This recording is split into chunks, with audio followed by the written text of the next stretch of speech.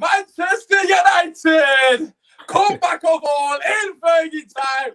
3-2, 2-0 down at half time. My phone is blowing up on every single WhatsApp group I'm in. The family are saying, Ollie needs to get the fuck out. The flipping rival fans are slagging us off. All the Arsenal fans in my watch along messaging me saying, oh, look at you, banter club. None of you mother lovers came back out full time. I wonder why you didn't come back. I wonder why you didn't come back. Why is my phone dead now? Nobody's messaging us because they're good, Messiah. What did we tell you, man, about Cavani? What did we tell you, man, about Cavani? Man's movement is elite. They can't handle him. I was like, is it offside? Is it offside? Of course it's not offside. It's Cavani. Man doesn't know what offside is. Oh, my God. Of course it's not offside. Man gave him plenty of room to dive in header. 1-0 Manchester United. No, I'm joking. Flipping 3 points on the board. Oh, God, I'm absolutely buzzing. Listen, drop a like, subscribe to the channel if you're new. Oh, my God. ITN, watch the whole watch along with me. My brother, at halftime, we were crying. But listen, I'm going to pass it on to the boys because I'm absolutely buzzing. I don't give a shit what anyone says, any rival fan says. I am buzzing and I will stay buzzing. Kojo, we're going to come to you with a beautiful shirt on. Oh, my God, brother, I'm passing it to you because I know you love Cavani. Just talk to me, brother. Talk to me. Bro, listen, the reason why I wanted this guy at this club is because of days like this, moments like this, the movement, the IQ, yeah? A ball's being smashed across the box at the end of the game, and he has the instinct to go and make a move towards the gaze, touch on it, bang, goal. That's what I wanted from my boy, and he's doing it. Yes. Doing it. You know what? I don't know if you saw the group chat, but I ran because there's a guy in another group chat that told me he's not going to score any more goals than Igalo. He's equaled him already. Oh God, forget all that nonsense about Igalo, but yeah, I'm over the moon. You know, 2-0 down at halftime. I was like, oh, this is gonna be another typical Sunday, isn't it? We do so well, and then we do so well, and then you know we go and fumble the bag. Benji's back! Benji's back, boys. Can we get some love in the chat? Benji's been away, you know, he's been on duty and that international duty and that. Oh, shit. Yo, another gunman here. Benji, listen, he's your boy. Listen, you've defended him. You was, obviously, myself and Jem also said we want him. But you have defended him. No ends. I've seen you on the other WhatsApp group. People saying X, Y, and Z. But come on. Oh, we got to bring you in because you haven't been on there in a while. Before we bring Bobs in. Benji, listen, talk to me. How you feeling, bro, man? Man United hold in terms of the comeback at Fergie time as well. You love to see it. Character galore, man. United is like the first 10-20 minutes where we were playing very well. We conceded the goal. When we conceded the goal, I feel like everything fell apart. The guy done the exact same thing that he done on Tuesday or Wednesday. Istanbul, yeah. But the second half, we were just going and going and going and going. But obviously, there were some things that I didn't like. But I feel like, look, when you have world-class players, like Cavani still is a world-class striker. When you have more world-class players and you put them in the team, that's how they play together. For me today, Donny van der Beek was probably my man of the match. Yeah, it's close. There's a few contenders. He oozes quality throughout the game, man. Cavani, mate, like, remember I was saying it to Kojo, like, remember we were saying it back in the day. If you don't need Sancho if you can put everyone else in the system and make everyone else kind of flourish around. And we just need service, and obviously Bruno and Rashford gave the service. So what? We can't complain, man. Yeah, no, listen. In the bag. I'm happy. Oh, flipping! I'm absolutely ecstatic. Coach just messaged me saying it sounds like Coach, can you hear us at all? I can hear you. It's just making some weird noise, but it's all good now. All right, Coach. Say no more. Right, okay. Let's just get Bob's in, Coach. We'll come back to you in a second. Listen, let's not beat around the bush. There were issues with the first half performance, of course, but let's just focus on the positives first and foremost. You know, the character that the boys have shown. We're 2-0 down at halftime. And at that point, me personally, I would have just taken anything. I would have taken a draw. Even when we got back to 2-2, I was like, please just don't blow at least a draw. Because I could not face us losing that game. The amount of chances we squandered in the first half. Ollie made a bold decision, subbing Cavani off for Greenwood at halftime. To be fair, him and Rashford both were poor already. Could have taken either or off. But, you know, Bob's, what are your thoughts, man? Just after the game, Emmanuel, as Benji comes back, Emmanuel comes back as well. Hashtag Benji back. Great, man. You love to see it. You love that's Emmanuel's a real one, Benji. Just know that he's a real one. Right. Anyways, Bob, bro, man, talk to me. Man. How you feeling? Man United coming back 2-0 down at half time. What are your thoughts? Listen, man. When El Matador came on, do you know what he said? Yeah, he said, "Southampton, ¿qué pasa, señores? ¿Qué pasa? ¿Qué pasa? El Matador." Puta madre! Hey, see? Hey, yeah. 2-0 down? Yeah. So what? You know what I'm trying to say to you? Come on! Hey, do you know the funny thing is, yeah? Is that when you deep it, our back four didn't actually play that bad. It was Ward-Prowse. Yeah. Look, Ward-Prowse. Listen, we said it anyway. You know what he can do. And flipping the defending is supposed to be big on big. Kojo, you know this. Do you know what I mean? Big on big. Do you know what I'm trying to say? So, but for me, yeah, personally, I wasn't even angry because I was just like, I was saying not in that group chat, in another group chat, I was saying, yeah, we've got time. There's time as long as we get the first goal and stuff. Oh, there he is, the most popular United fan ever. No, I just think that El Matador came on and he was like, puta madres, don't chat to me, don't say nothing. But I must say this though, this is not slander or agenda. Creatively, we lacked in the first half. We lacked. And Ollie made the change. Obviously. Yeah, Ollie made the change. And to be honest, I'm just happy, man. I'm happy for the team, boy. Like, you know, we always struggle when we go to Southampton. We need to remember that. We always struggle when we go to Southampton. But El Matador, puta madre! Come on! Puta madre! But yeah, man, listen, I think we deserved it in the end. No, we deserved it in the end. I didn't even think we deserved to be 2-0 down at half time. I'm not going to lie to you. I know a lot of people will say Southampton played better. Listen, it was two defensive mistakes. Rashford fell asleep for the first goal, and we gave a stupid free kick away. We missed an open net. Greenwood should have scored. Bruno's got to score that rebound. At the end of the day, we should have finishing. We had two absolute sitters, man. But listen, let's bring you an unofficial pundit. Listen, I messaged you yesterday, and I was like, let's get you on the match reaction, and you were like, yeah, I'll come on, no worries. And I was like, I swear to God, if we lose, I'm going to be fuming at half time. Bro, I was like, yo, everyone's going to come on and be ranty. But listen, Man United completed a comeback in emphatic fashion. 3-2, the final score, man. How are you feeling? Shit. I'm not going to lie, I feel shit.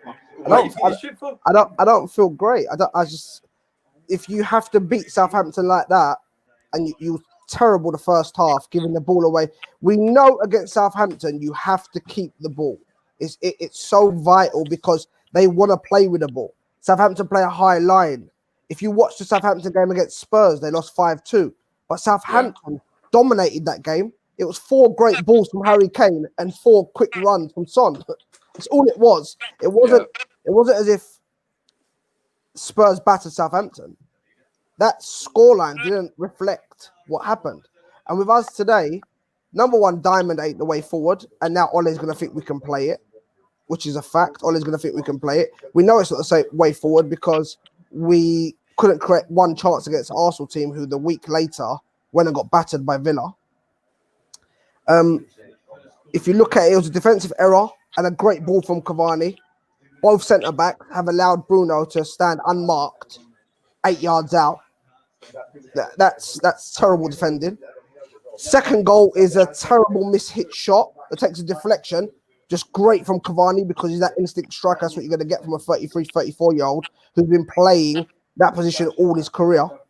Cavani's more, if you watched him at PSG and you spoke to any PSG fans, Cavani was more of an instinct striker rather than, he's not someone you want to go through one-on-one all the time. You want something to drop to it. If things drop to Cavani in the box, he'll be there to put them away. And the third goal was just a good ball from Rashford and a great run from Cavani. For me, it was a great run, but to nick the game against Southampton in the 90th minute, and if you saw the stats that came up, Southampton give away the most goals from winning positions and late on in games. That's what Southampton do since 2018. Yeah. So for me, I'm not overexcited to think, oh wow, we've done well, because you got 2-0 down to any top team, you're not coming back in that game. It's not happening. that midfield is not good enough to dominate games.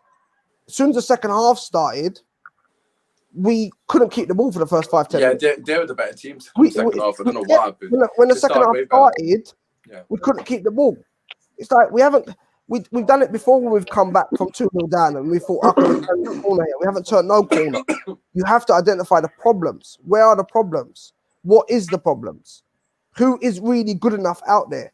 I heard a lot of talk from fans when we were sure shit, don't overlap, not good enough, can't put a cross in. I've seen Tellez 4 games now, no assists. I've not seen anything special from him. I see a lot of long balls from him today. Loads and loads of long balls from him today that he just gave the ball away. We're just pumping the ball up from our left back. Wasn't impressive. Bruno Fernandes had a 46% pass accuracy in the first half. 46%. That's the worst. That's the worst in the Premier League history. And I said it. I said against Istanbul, it's a totally different game. And even then he had a 70% pass accuracy. I said against Southampton, you give the ball away a lot, you're going to be in trouble because they want to keep the ball. Who was really great?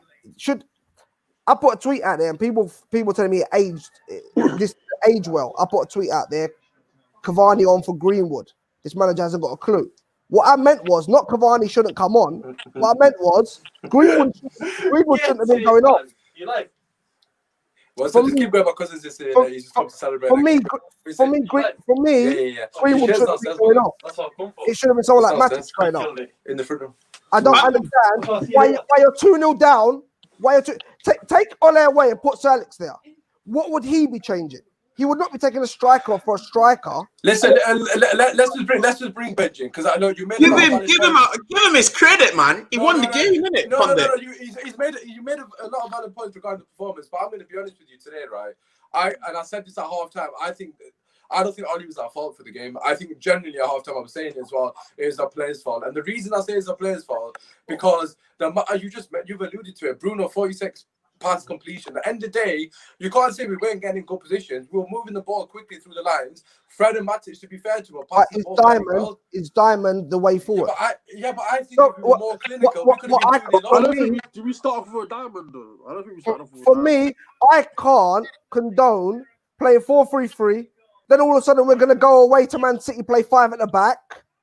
Then we're going to play against someone else, play a Diamond. He's set up today to stop the way Southampton play. Ferguson would rather die than set up to stop Southampton play. But I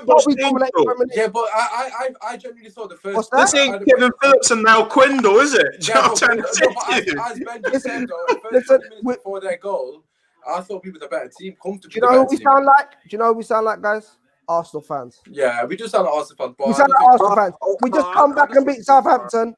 We come back and beat Southampton. Listen, when we done it under Sir Alex, the difference was we was fighting for leagues. Are we going to be fighting for the league this year? No. But we're winning though. We're winning games. We're winning games. Okay. I get what you're saying, unofficial pundit, but I just feel like there's a lot of problems. We all know there's a lot of problems at Manchester United. But the only thing we can do at the moment is win games. And obviously, I know for a fact we can't win games playing a consistent style of football, consistent way under Oli, which is what you said and it's true. But as long as we're winning the games and churning out a result, that's the most important thing. Well, I've never done anything with you before, so I want to see your opinion on this, yeah? But how do you identify the problems if you chop and change your formation and team every game? Like, I'll give you an example. I hate Liverpool. I despise them. Yeah? I despise them. I'll be happy to watch us finish 17th if I know Liverpool ain't going to win another league for another 10 years. Yeah? Because I can't stand watching them win leagues. It hurts me even more watching them at the top and we're struggling. But you can't take anything away from Jurgen Klopp. He sticks with his same formation. Look how many injuries he has and he still sticks with his same formation. And that's why they're so dominant in the Premier League. Look at what they just did. Bro, they had how many injuries? And look at what they just did to Leicester. You take them many names out of the Man United team. You take Wan-Bissaka, Maguire, and Lindelof out of that Man United team with a couple of our midfielders, and they had Salah missing as well, and maybe Rashford. We ain't winning shit. All right. Let's bring other guys in, all right? Because I hear what you're saying. But after this game in particular, right? I personally don't think Oli got it wrong. I genuinely think it was the players' fault because I think let's just say we've got a number 10 in there. Bruno, as you mentioned, 43% pass completion. The amount of opportunities that we had when we in good positions and we weren't capitalizing because that was down to lack of quality from the players. Rashford was absolutely woeful today, as was Greenwood, and as you mentioned, Bruno as well. The front three in the first half were not good enough. Greenwood missed an open net. Bruno's missing absolute sit on the rebound. And then in general, we got into so many areas. The only person, right? Well, I said the only person, but Van der Beek was absolutely brilliant. He kept the ball, he kept it ticking. Him and Fred in particular in the second half, they didn't control the game, but the last 30 minutes, we controlled enough of the game. You've got to remember the Southampton team. I hear what you're saying. We shouldn't set up in a manner to sort of nullify their attack because that's not what we should do. But in saying that, that's not where we're at the moment. The way you're approaching it, your mindset is where we were under Fergie. We're not there now, so we can't have that arrogance and say we shouldn't set out. We're not good enough to be not thinking about the opposition. It's as simple as that. Then I can't get excited. Then I can't. No, but get I'm not. excited. I don't know. Because You're speaking to everyone here, right? No one thinks. Guys, be right back. Be right back. Yeah, okay, that's fine. Right, I'll bring Benji into it because I'm interested to hear what you say because Benji's been early out since before he even got recruited. So listen, let's bring you in, Benji. What are your thoughts on what I said? Yeah, no, I get what he's saying, isn't it? I get what he's saying. Obviously, fair enough. Like, it's like how we all are. It's all about consistency. You want to have consistency in the performances. And I've just come to accept, look, Ole Gunnar Solskjaer's not going to give us that consistency. So as a fan, if you win a game, you're going to get excited. But like you're saying, which is fair enough, you don't want to get too excited for the future. But I think in terms of this game, in terms of him making a sub at halftime, in terms of him taking off the Gea, in terms of bringing on Cavani, I think he deserves a bit of credit for that. Like I said, the first two goals were not really. The first goal is kind of a coaching error from setting up from corners like that. The second goal was just a worldie of a free kick. There's nothing we can do about it. But like the same things you said about the problems we have a lot of problems. Bro, that's not a worldie free kick. It is. You can't. That's hard to say, bro. Top corner is a worldie free kick. A corner at that height is not a worldie free kick, man. Come on, listen. All right, fair enough. When you hit it with that much pace and velocity and get the dip on it, it's hard to say. It didn't have that much pace, man. Come on, people call this guy the best goalkeeper in the world, man. And that's 2 free kicks now. Are you going to tell me the one against Istanbul? Istanbul, he has to save that one. I think this come one's on, man. It's a perfect height. When it's top corner, when Payet put it top corner, I didn't say a word about the hair. I said, no goalkeeper said that. He can tell you where he's going to put it. But when it's that perfect hand height, man, come on. I thought it was a good free kick. I thought it was a good free kick. And like I'm saying, you can't identify. Nobody can identify what the problems are today. Because we know what the problems are. What's the problem? What are the problems? The problems are, fair enough. Obviously, it's the same thing I said 4 months ago. I had an exact interview 4 months ago that we always get popped off the park by these teams. This is what happens. We're not good enough at keeping the ball, which is another problem. 100%. That comes down to coaching and whatnot. But in terms of today's performance, we actually done well to come back. I think it's very difficult to say. I can't agree. Very well to come back. I'm upset with Ole, but I can't agree with the coaching because if you guys are 50+ million pound players and you don't know how to keep the ball against people like West Brom and Southampton. Well, that's what I'm saying. But if I was to ask you a question, Scholes, Sir Alex didn't have to teach Scholes how to keep the ball. He did. Can I ask you a question? Have you ever played football before? All right. Have you ever played football before? If you play football, and you just put people out there to do whatever, it doesn't work like that. Especially in top level football, you need to have a system, a way of playing. A lot of the time, Maguire will have the ball at his feet. He'll look up. There's no one to pass it to on the left. There's no one to pass it to on the right, and he just kicks it long. That's because there's no coach and there's no way of playing. If you look at Barcelona with Pep Guardiola, we just won and still in fights. We're not invited. Listen, it's a good conversation. The boys are talking about the bigger picture. When Barcelona played and Xavi, that's always had the ball. They always had options. Manchester United don't have options because a lot of the players don't know where to be. Rashford sometimes he's playing in a diamond. You see him on the left, you see him on the right. He's rarely ever in the box, and he's supposed to be our striker. That's where it comes down to a coaching fundamental problem.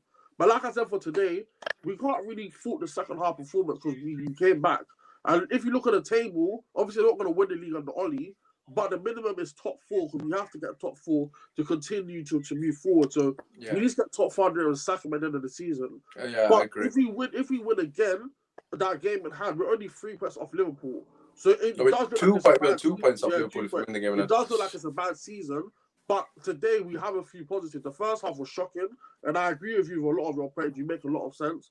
But I do feel like we do have to give the players a lot of credit for today, for the comeback in the second half. Right, let's get this comment because it kind of echoes what you're saying. The manager doesn't know what the best formation is or starting 11 is. If we get an injury to Bruno, we will struggle. Ali will be under scrutiny until he establishes a proper system. Look, we already know that the system's flawed now. We know in terms of the grand scheme of things, no one here is sitting here saying in the grand scheme of things Ali's going to do anything for us because we know we need an elite coach. I believe in the players enough to know. Look at Leeds and Bielsa, man. It makes me physically sick that Leeds are playing that good.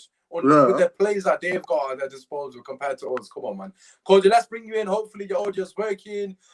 In case you did miss, obviously the guys are talking about, Oli still not having a clue about system, the thoughts on the first half, the tactics, the lineup, that kind of thing. They don't really agree with it. I don't think the first half was actually that bad though. My issue was obviously we've got some players in there that like to try and make passes that don't really make sense. It's more the decision making than anything. They can pass. They've got the ability to do so, but I feel like they do more than they actually can. But in the first half, we were doing well, we were in control, and then it was silly defending our set piece, silly free kick given away. That's where we lost the game. And in the second half, obviously we improved. And I feel we won the game based on the level of intelligence that was on the pitch in the second half. You know what I mean? Yeah. People hating me. This is my cousin, one of my cousins that have been slagging Cavani off. And obviously, my cousin just come. Obviously, when I was just chatting, my cousin just come because I bought him a Cavani shirt, right? And he's been sat downstairs for like about 4 or 5 days. Man's not come to collect it. He's just come rocked up to my house. Where's my shirt? Like, man, not even picked you up for 5 days, man. But listen, let's bring you back in, Punde. Like, obviously, you made a lot of good points. In terms of the grand scheme of things, I completely agree with you. We all know that Ali's not good enough. But in terms of today. Is there any positives that you can take away from today's victory? Yeah, the defense. In terms of what about the defense that's made you think nothing fair play? I think the defense is a lot better than what people give them credit for. If you look at it, the corner, anyone can concede the corner. Rashford loses the man. I'm not really going to be too critical of Rashford because he's not a defender. Tellez don't get up to it, but I can't blame Lindelof and Maguire who normally get criticised all the time. Free kick, they didn't give the free kick away, and as a centre back or a defender, there's nothing you can do about a free kick. If that goes in, there's nothing you can do at all. I don't think Southampton really had much more other than that. Couple of half chances. But you're saying that. But that's why I'm saying that the performance. This is a defense. This is a defense against scrutinized. It's against Southampton, man. You can't say it wasn't that bad. It was 2-0 down. It was 2-0 down. Yeah, Southampton at the moment in this current. Everyone's a good team against, bro. Everyone's a good team against us. Yeah, but they're all causing problems. Wait a minute. Was Palace a good team? Was Palace a good team? Yeah, but that Are Arsenal a good team? Arsenal shit. Istanbul, were they a good team? No. All right. No. I hear what you're saying. You're not. Well, we're talking about today's game. We should be better than Palace. We should be better than Southampton. We should be better than Arsenal. Bro, I've done this when Ole first came in. I've done this when I first started Twitter and Ole was first in. I've done this. I supported Ole, and everyone else criticised me for it. Then last season, I supported Ole. Everyone criticised me for it. Now, when I'm picking holes, that's another problem. Look at it. We're doing what Arsenal fans did. Arsenal fans did it when they beat us. They were now going to be unstoppable. Tim Cahill sat there and said, Hold on. God. Sorry, bro. I just don't want to get any confusion here. All of us here, we're all on the out. All of us on the out. Yeah, but I'm not literally on your side. You know what it is? You know what it is for me? I'm not just Ole out. There's a bigger problem than just Ole. It's not just Ole. It's not just Ole. You can't get into the Champions League because all we talked about was Champions League to get certain players. Champions League. That's all we banged on about. But you can't get to the Champions League and make Cavani your marquee signing. I don't give a shit what he did today. He's 33, going to be 34. You're not moving forward. In a season's time, you're going to have to look. If Martial ain't it, if Martial ain't it, Cavani in the season's time, you're going to be looking for another striker. We got hype like this about Zlatan. And then a season later, was looking for a striker when I bought Lukaku. That didn't work out. That isn't moving forward. Key signings should have been people like Sancho, Grealish. That's key signings. Players you know can change your team for the better and over the long term. Not a player who, God forbid, if he goes and gets an injury like Cavani in the next game against PSG because he's been overplayed, injuries last longer at this stage. Sorry, bro. When you're that old. Sorry, bro. And the thing is, I don't think anyone here would actually dispute that, because we do want a younger level of talent that is going to get better and get us to that level that we can have them for a number of years, rather than Cavani for 2 years and you're not sure if he's going to retire or whatever. We don't want that for a long-term thing. Absolutely. And the idea that the club did actually try and go for Sancho, for example, that you mentioned, they failed that massively. They did apparently look at Grealish. They failed that massively as well.